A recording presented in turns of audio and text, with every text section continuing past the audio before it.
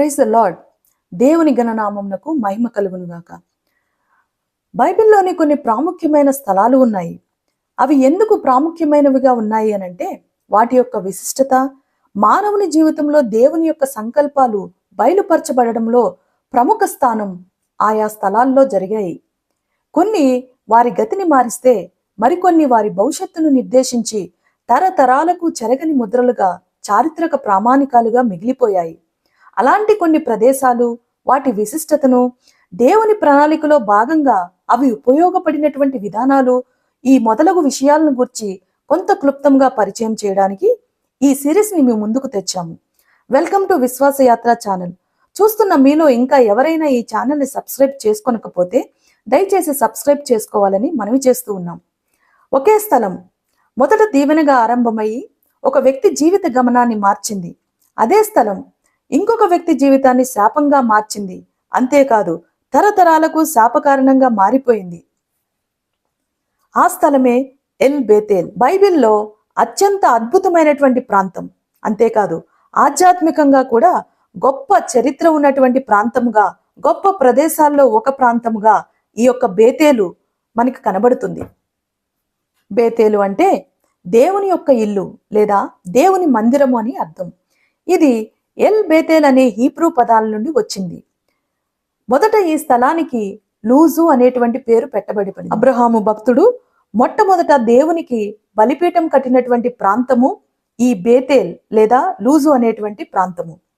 కానీ దేవునితో ఒక శక్తివంతమైన జీవితాన్ని మార్చివేసేటువంటి ఎన్కౌంటర్ జరిగాక యాకోబు భక్తుడు దీనికి బేతేల్ అని నామకరణం చేశాడు.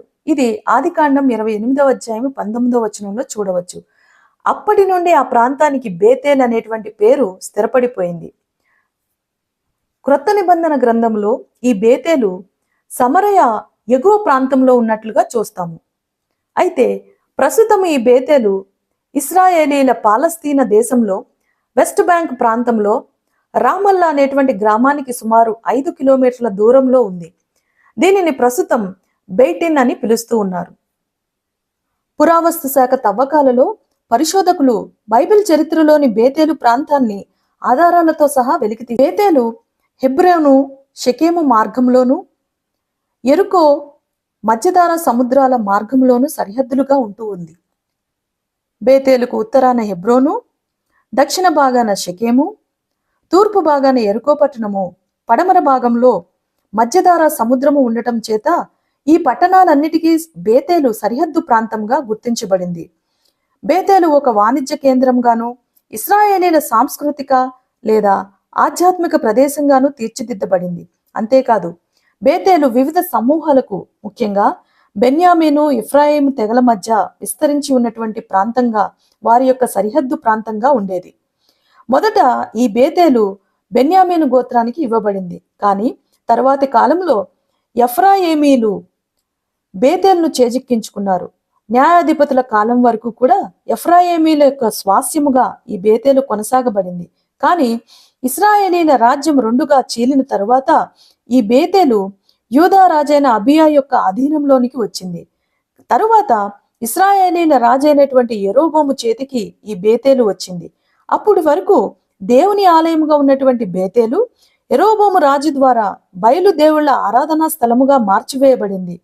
తన స్వార్థ ప్రయోజనాల కోసము బేతేలులో బలిపీఠం మీద బంగారు దూడను చేయించి జనులను నిజమైన దేవుని నుండి అసత్యమైన, అబద్ధమైన, మానవ కల్పితమైనటువంటి బంగారు దూడను ఆరాధించే విధముగా, ఆ బంగారు దూడకు బలిపీఠం మీద బలులు అర్పించే విధంగా ప్రజలను పురుకొల్పుతాడు. యెరోబాము యొక్క ఈ చర్య ఇశ్రాయేలు ప్రజలు విగ్రహారాధన అనేటువంటి పాపంలోనికి పడటానికి కారణమైంది. తద్వారా బేతేలు శాపానికి కారణమై దేవుని యొక్క మహోగ్రతకు పాత్రమైపోయింది. తర్వాత శాపగ్రస్తమైన, నాశనకరమైనటువంటి ఈ ప్రాంతాన్ని ప్రక్షాళన చేయటానికి దేవుడు మరలా రాజైన యేషియాను ఎన్నుకొని ఆ స్థలాన్ని తిరిగి పవిత్రపరిచాడు. యేషియా ఆ విగ్రహాన్ని ధ్వంసం చేసి దాన్ని కాల్చివేసి యెరోబాము కట్టినటువంటి ఆ బలిపీఠాన్ని అపవిత్రపరిచి దేవుని యొక్క ఆజ్ఞలను తిరిగి ప్రజలకు అందించడానికి తోడ్పడ్డాడు. ఈ వృత్తాంతము 2వ రాజుల గ్రంథము 23వ అధ్యాయంలో చూస్తే మనకు అర్థమవుతుంది. ఆ తరువాత బేతేలు ప్రాంతంలో విగ్రహారాధన నిర్మూలించబడింది, కానీ క్రమక్రమముగా దాని యొక్క ప్రభావం తగ్గి ఒక చిన్న పట్టణముగా మిగిలిపోయింది. మెకాబియన్స్ కాలంలో కూడా బేతేలు ఉన్నప్పటికీ అది సిరియన్ల దండులకు నిలయముగా ఉండేది.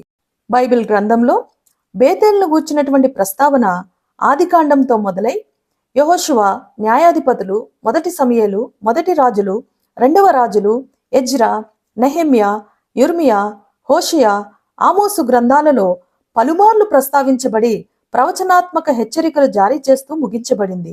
బేతేలు ప్రాంతాన్ని గురించి ప్రస్తావించబడిన ప్రతిసారి ఈ ప్రాంతం ఆకాశాన్ని భూమిని తాకినట్లుగా అనిపిస్తుంది.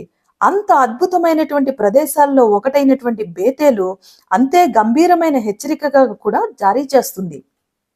ఒకప్పుడు దేవుని సాన్నిధ్యాన్ని కలిగి ఉన్నటువంటి ప్రదేశం ఆ గొప్ప ఆరాధనా హృదయాన్ని కోల్పోతే ఆచార సంబంధమైన ఆరాధనకు, విగ్రహారాధనకు కేంద్రంగా మారిపోతుంది. బేతేలును లోతుగా అర్థం చేసుకోవడానికి అది కేవలం ఒక భౌతికమైనటువంటి స్థానం కాదు, కానీ అంతకు మించిన ఆత్మీయ స్థలం. ఇంకా చెప్పాలి అనంటే దేవుణ్ణి కలిగినటువంటి స్థలం. అటువంటి గొప్ప స్థలం దేవుణ్ణి కోల్పోతే జరిగేటువంటి పర్యవసానాలు ఈ ప్రాంతం మనకు చాలా చక్కగా స్పష్టంగా వివరిస్తుంది.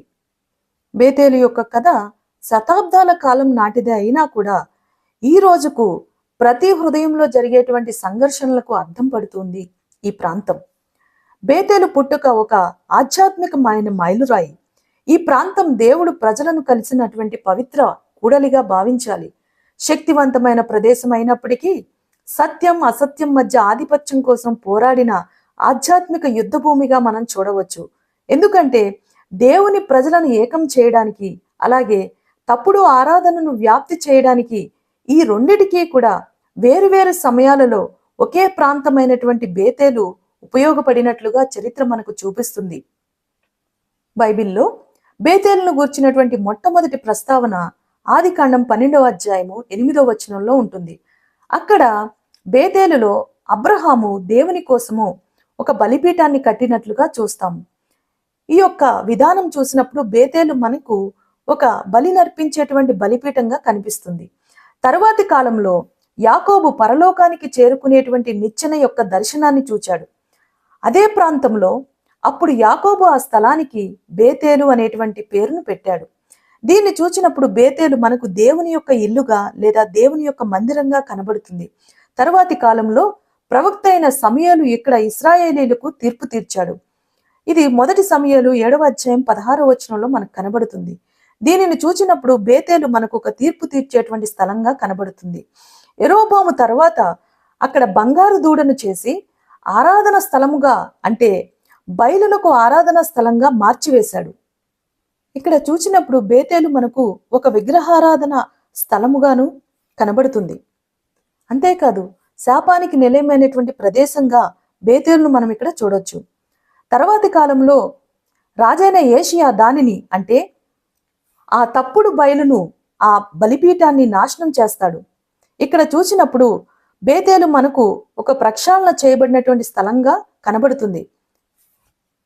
ఇశ్రాయేలీలు చెరపట్టబడిన తర్వాత దేవుని మందిరాన్ని పునర్నిర్మించడానికి తిరిగి బేతేలుకు వస్తారు.